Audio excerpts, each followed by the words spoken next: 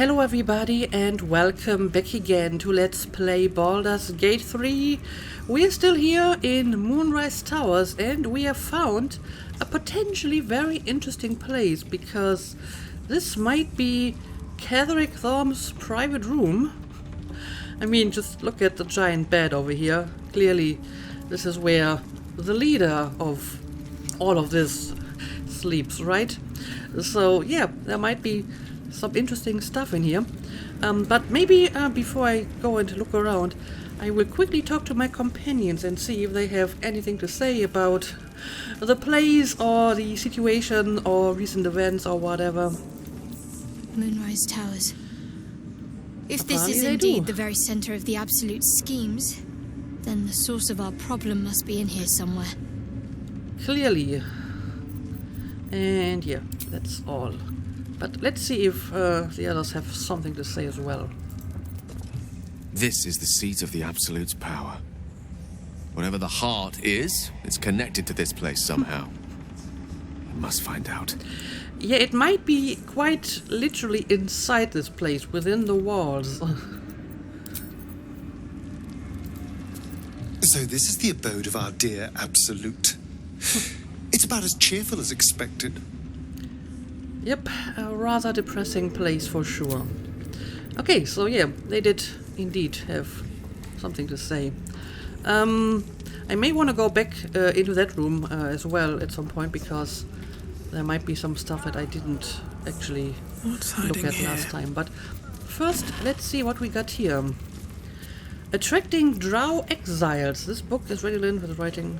Okay, we have not read this, I think. Dictated to Scribe Ianthos by General Catherick. Sweeping up individual Drow renegades is not giving us the cadre of Lord's Trade veterans I want for our staff and officer corps. We must be more ambitious. Agent Silver, True Soul 113, will be commanded to infiltrate Menzo Baranzan itself, ideally House Benray, ostensibly to proselytize on the behalf of the Divine Absolute. I think Silver will be convincing in this role. This intrusion will excite outrage among the Banra matrons, who can be counted upon to send a warband to exterminate whoever was so rash as to promote anti-Lolth apostasy in their home. Silver will have left a clear trail back here to Moonrise Towers, where the warband will find not a circle of ragtag heretics, but an army in the making.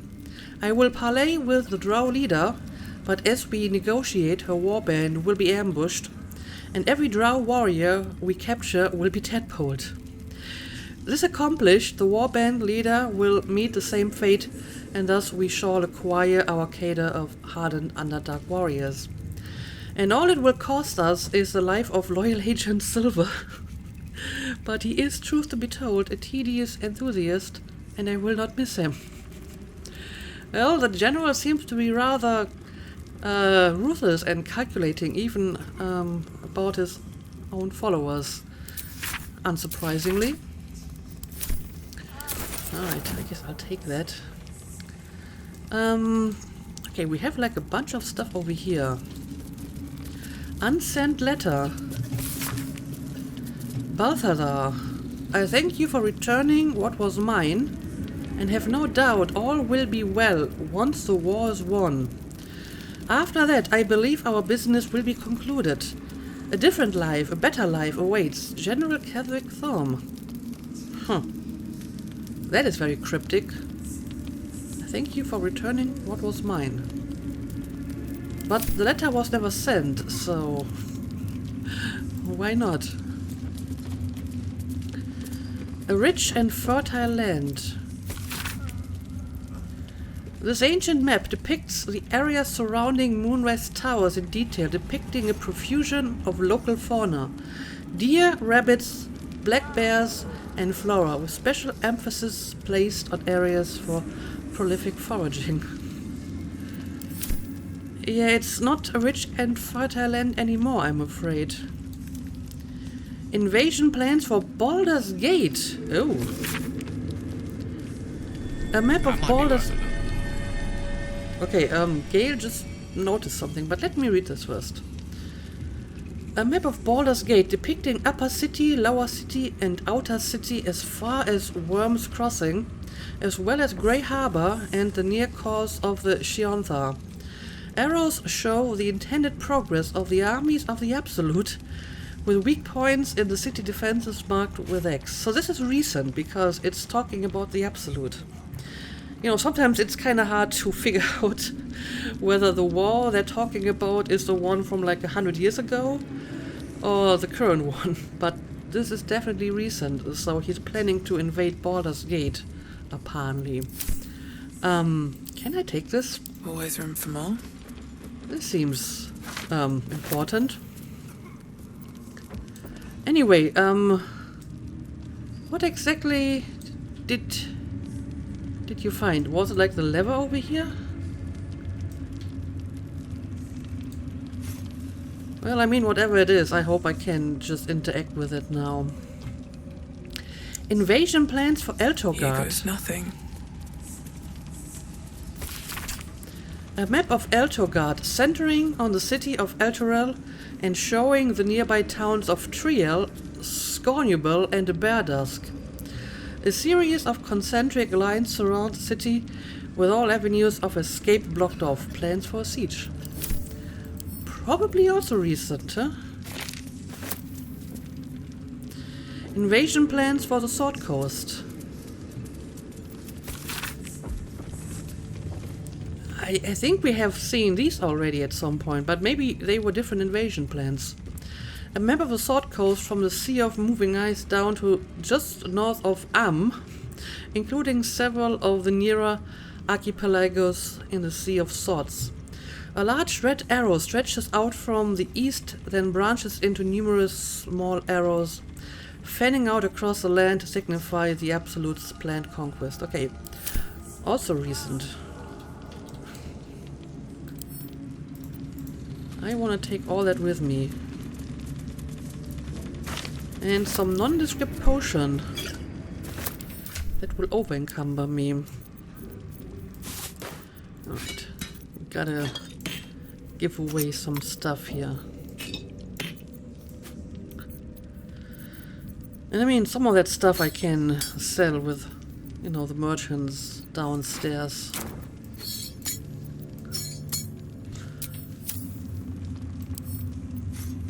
Can't pick up this apparently. Okay. If not over, then through. This is an actual chest and not another mimic, right? I hope so. Can't keep me out. You know what? I should just let Well, hello. Astarion do this. Should be easy. Anything over 10 is probably better in the hands of Astarion.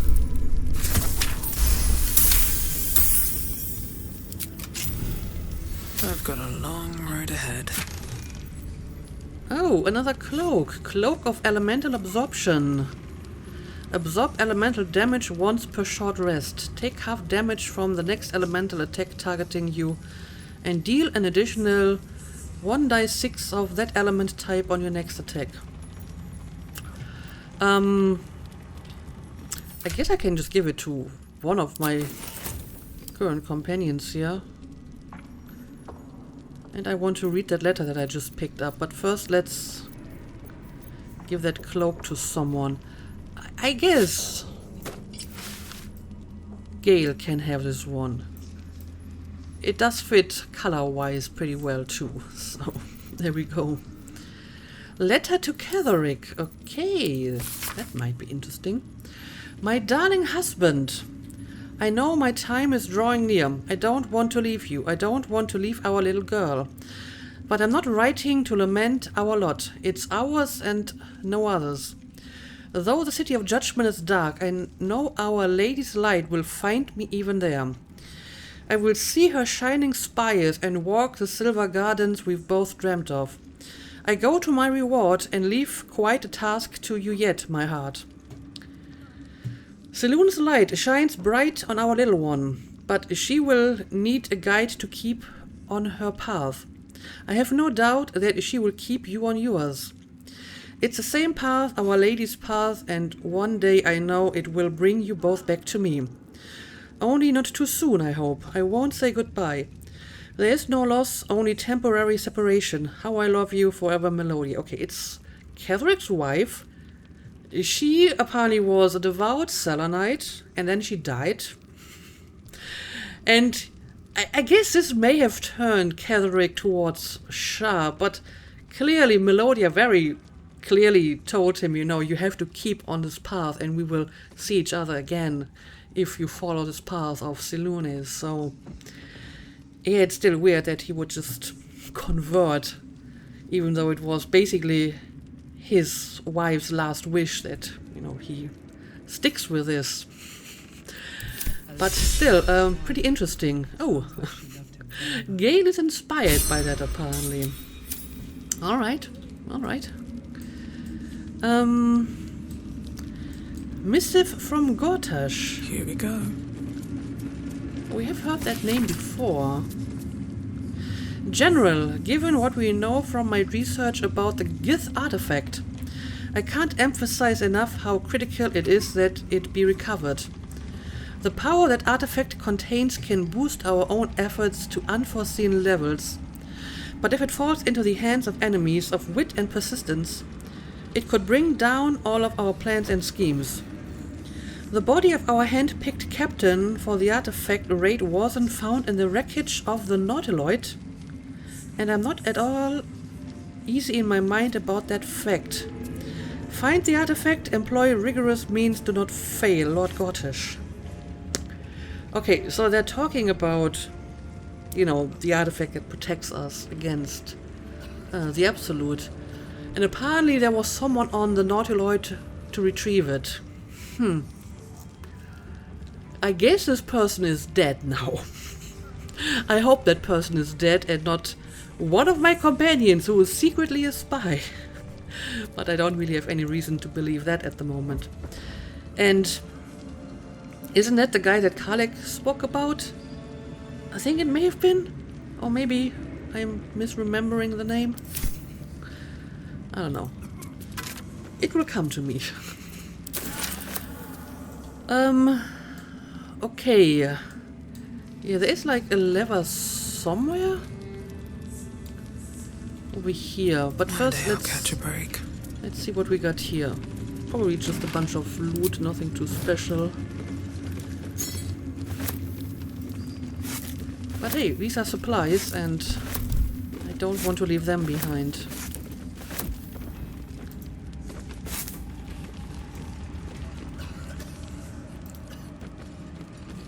No traps, please. And another absolute outfit. And that's General Thorm again, right?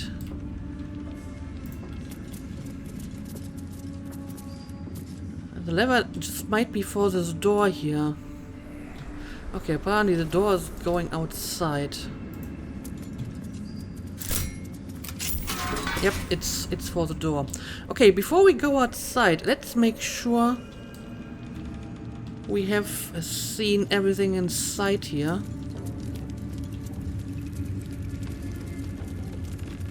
Hello, world. Hello world indeed.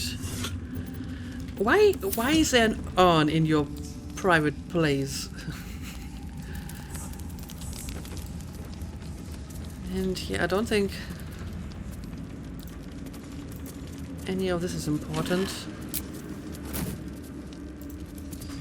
But I guess I'll take the glass. Let me quickly head back into this room. There's another door here. A Selonite brooch. A Selonite brooch embossed with A plus I. A plus I? So it's not Ketheric, it's not Melodia. Who is A and I? I have no idea. Still me. Even after everything. Oh, this is going outside as well. Let's have a look.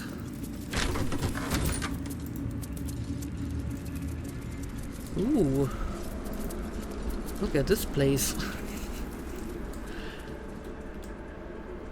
I'm sure you have like a really, really great view from here if it wasn't all full of clouds and shadows. And there's like a throne on top of it. I mean, only like a megalomaniac madman would build something like this with a lone throne on top of a giant tower. I mean, look at this. Still alive, so that's progress. But is there anything else of interest around here? This is a dead end. What about this walkway?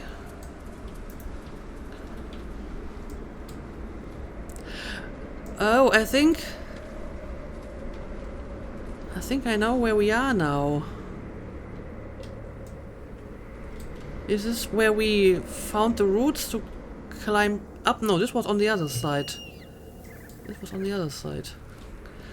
So, what is this walkway doing here? Can I jump over here? I don't think so. This doesn't seem to go anywhere. Okay, whatever. Let's go back inside.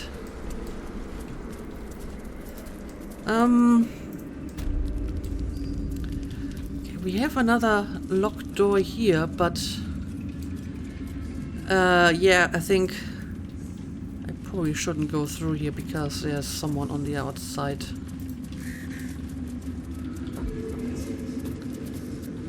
But I think we're good on this side. Chart prayer book. Huh. My dark goddess, when I lost my daughter, I learned my purpose. My dark goddess, when I learned my purpose, I gathered the flock. My dark goddess, when the flock was full, I punished the wicked. My dark goddess, when the wicked struggled, I struck them down. My dark goddess, I am yours.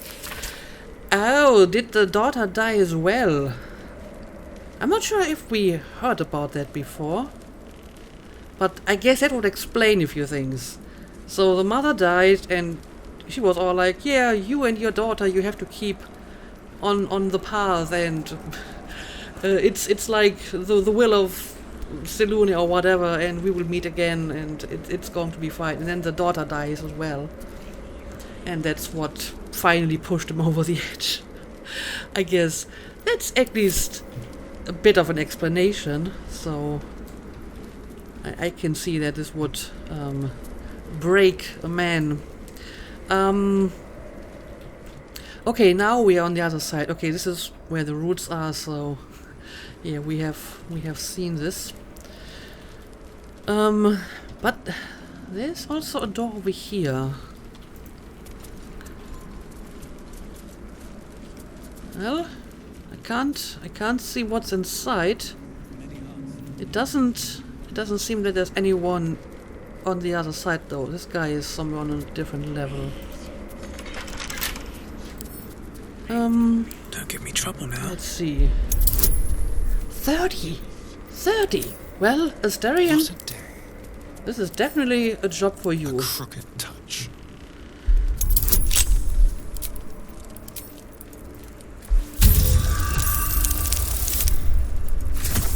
Well, this might actually be enough for Asterion. There we go. Still breathing, despite Okay, everything. let's see. Ooh, never liked stairs. Artemis is inspired. Okay, it seems that there's no one inside here. Big pot. Oh, That might be worth a look. what the hell? What?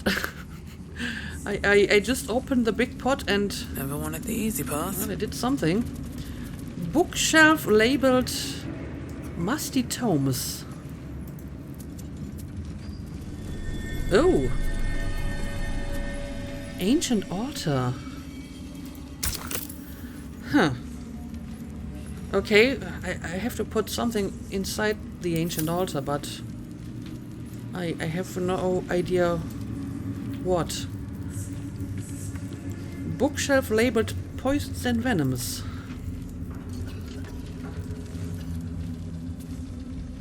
Well, this doesn't seem to do anything. Oh, it does. It's releasing poison, of course. Let's maybe retreat here for a moment. Oh no, the door's locked, but we have a lever over here.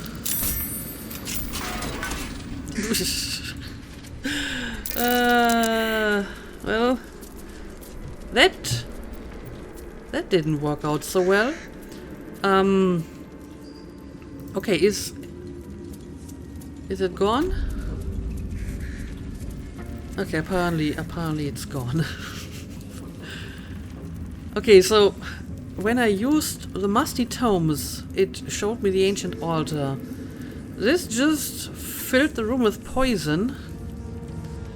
Rows of books. Bookshelf labeled galvanic interrogations.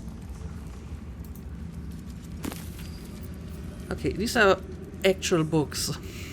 A swift and sudden death. Let's read it. A scorched book, its pages singed and tattered.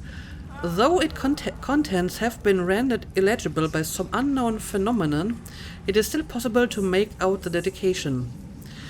To those who doubted me, may the storm claim your final breath and the earth reject your rest. Someone was a bit salty here. What else do we got here? Potion of healing recipe. Yeah, we have seen this already. Open up. Okay, and a few scrolls. Scroll of Cloudkill. Huh. So do I want to use the bookshelf of conventional... Oh, there's another one. Galvanic interrogations, conventional medicine.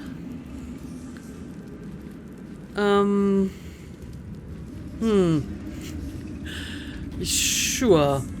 Let's see what conventional medicine does. Enough. Oh, well. It's just randomly hurting us. That's great. So I'm not sure if I really want to try the galvanic interrogations, to be honest. But I'm just too curious to not do it, so let's maybe make a save, just in case. Oh no! Oh no! What the hell is going on? Oh, it somehow resurrected these dead people. It's a zombie, of course it is. Okay. We can do this. They don't seem to be that dangerous.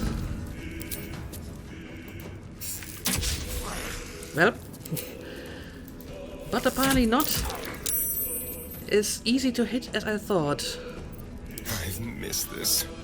Alright, you can go for this guy as well. And there we go. That's one of them defeated already. Sometimes the only way out is through. And, okay, there's another zombie. There we go. Creator. Destroyer. Okay, just hit him with a firebolt, I guess. Can't afford to let up. Does enough damage for an enemy like this. Alright. And now we can finish off that zombie.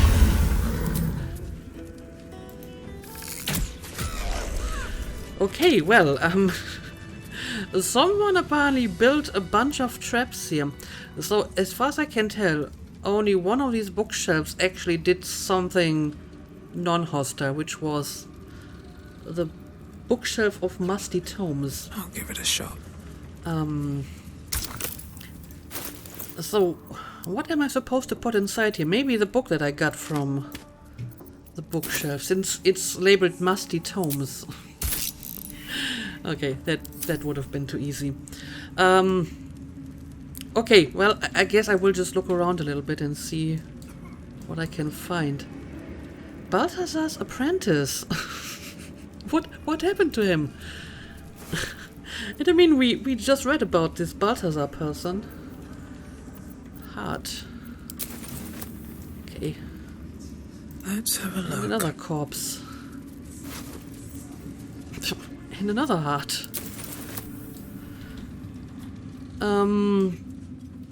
Okay, this is going into the room with the guard and the scrying eye. I probably want to keep away from that.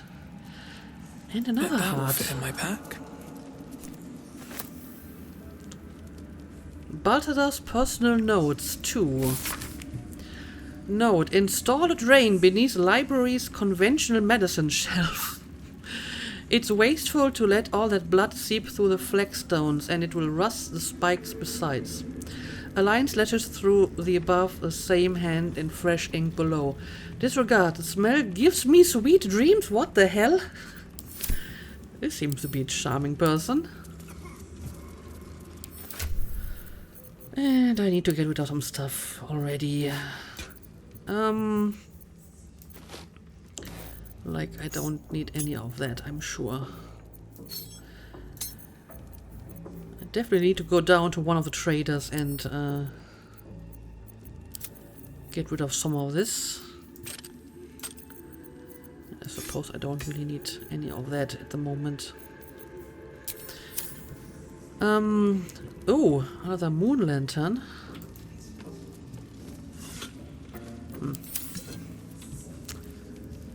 I guess I will take it. I don't really need any moon lanterns because I have the pixie blessing, but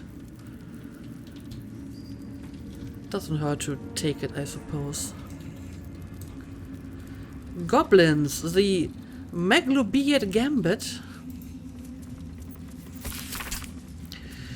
Goblin troops, though crude and a bit dim, are valuable because they are adaptable and can be fitted into a number of different military roles, excelling as archery skirmishers and war cavalry scouts. If rigorously drilled, some can function as disciplined phalanxes armed with half-pikes, and even the ones that can't be trained to march in step can serve as prime catapult fodder.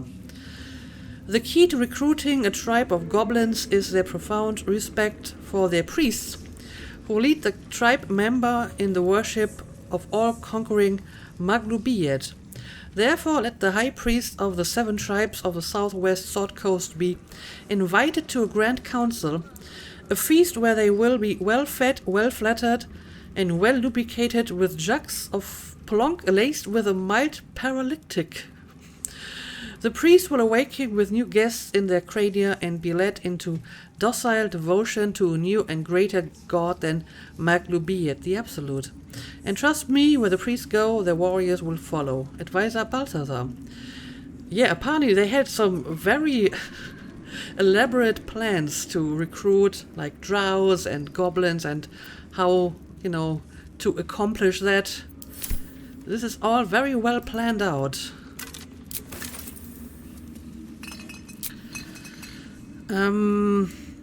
Okay, we got another chest here. But I can crack that open. Alright, Astarion. Please do the honors.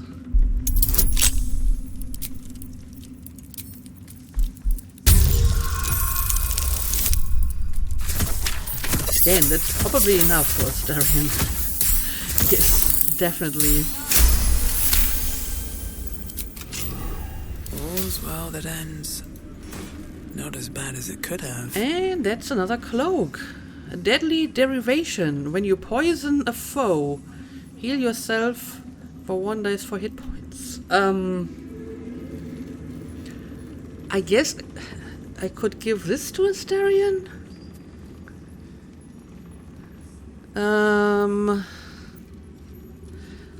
But I actually gave him a different weapon. I think he doesn't have the poisonous one anymore.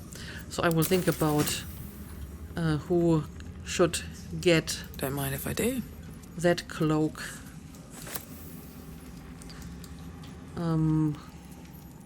Engraved Githyanki disc. Oh, there's another one Very of well. these.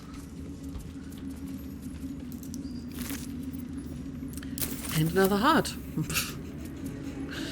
The disc is formed from slate and engraved with Githyanki writing.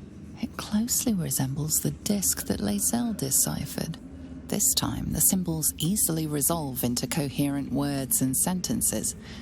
The story of Orpheus further unfolds. Oh, we have The another Prince of piece the of Comet, story. Part 3. The histories tell us that Commander Voss, Gestil Kithrak, pierced Prince Orpheus clean through with his sword of silver, that his flesh was torn and fed to the great red dragon, Ephelaman. Vlaakith's faithful roar out this tale. But beneath the roars we hear whispers carrying truth and prophecy. The Prince of the Comet is not dead. The Prince of the Comet will come again. The Prince of the Comet will liberate us from Vlaakith's tyranny. Praise be to Mother Gith, Queen of the One Sky. Praise be to your son, Orpheus, the true heir, Prince of the Comet. The chapter ends there. This disc might be of some interest to Lae'zel. Yeah, she won't like it, I'm sure. But Another then story again, about the Githyanki prince. she might be more open to a different version of, you know, the stories and histories that she learned. Now that she at least kind of turned her back towards the other Githyanki and Queen Vlaakith, so yeah, I don't know, she might be interested in that. But if the prince was actually like ripped apart, then he's probably quite dead. Class book. Okay, let's take a look at that. This is a log on the work of one of Balthazar's necromancers, Cressa Bone Daughter, dated 210 days ago. Okay, very recent. After the state the fallen one was in, I never expected Cressa would be able to save it. I was hoping the usurped thing would die. That's what it would have wanted. It's not as if Cressa studying it is going to prove much. It was damaged in the attack far beyond what the mere tadpole could do. But she seems fond of the foul creature. Let her play with it. What are they talking about? Another entry seems to be written into this log, dated a 10-day later. I should not have, in hindsight, let Cressa keep her pet. Ever since it was shipped onto one of the nautiloids to be deployed, she has been inconsolable. It won't survive out there. It needs me. It isn't like the others. The feral thing will make a fine warrior for the Absolute. And now my best assistant is distracted thinking about it. She will come to heal again soon enough. Interesting. A pet. Some unspecific creature. Okay, nothing of interest here. Well, there might be something going on behind this door. It's kind of hard to tell though. But what am I supposed to do with that altar? Well, maybe this will give me some answer. A reminder, acolytes are permitted entry to my chambers for the sole purpose of collecting moon lanterns. My library is not to be tampered with. While the Absolute appreciates your eagerness to learn, my bookshelves do not.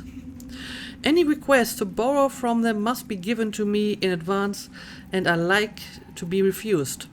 Should you desire information on poisons, do not think to read any tome on the subject here. I could have used that information a bit earlier. They are inclined to grant more knowledge than the written word could provide. Remember, the Absolute's purpose is better served by a beating heart than a poisoned mind. Though if you choose death, I will ensure you serve her still. Okay.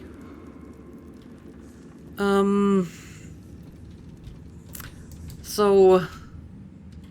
What? Better not be cursed. What am I doing with that altar here? Let's see, what are my options? Maybe the moon lantern that I just picked up.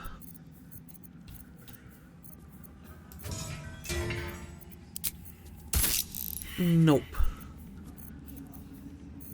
What about a heart? Oh, okay. Okay. So this isn't just random loot lying around. I guess I should have expected something weird like that to work. Also, I completely missed the stuff over here. Let me quickly take it. Request from the next caravan. Any works by Mordred Canaan must catch up on current events. No Volo. Better a century of ignorance. Poor Volo. Hin Vellum holds ink like no other. Could harvest from an acolyte. New copy of Swift and Sudden Death for library. Current volume badly scorched. Yeah, we've seen that.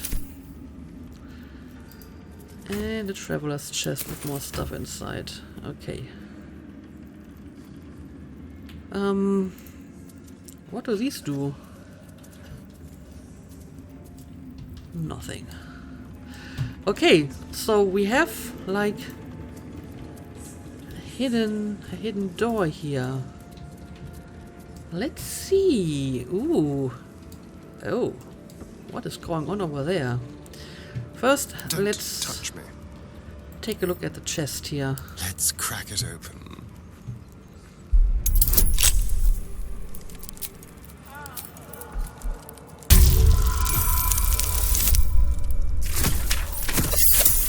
That's a really bad throw, but it's somehow still enough. No one back home will ever believe this. Elixir of Necrotic Resistance, Cold Brim Head, once per turn. Any condition inflicted on a target also applies to turns of Encrusted with Frost. Okay. And more research notes.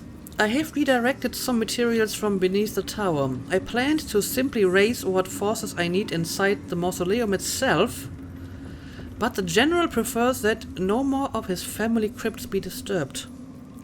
Even so, I may have no choice. The temple will not surrender the Night Song easily.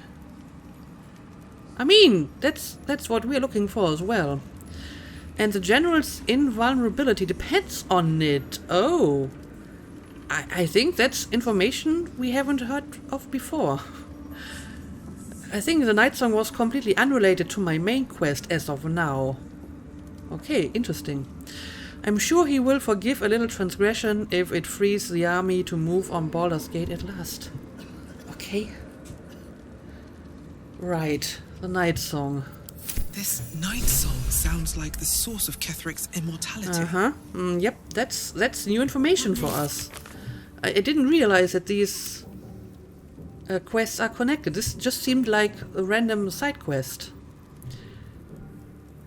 Cedric Thorm has sent his trusted servant Balthazar to the Thor Mausoleum to retrieve the Night Song. Okay, so the Night Song is inside the mausoleum. Again, that's new information, I think? I don't know. I don't think I've heard about this before. Okay, we can maybe talk to Lizelle about this. And yeah, we need to go to the mausoleum. We found Balthazar's diary and learned that he went to the Thor Mausoleum to find a relic called the Night Song. Interesting. And right, I remember there's also like a cage with a woman inside.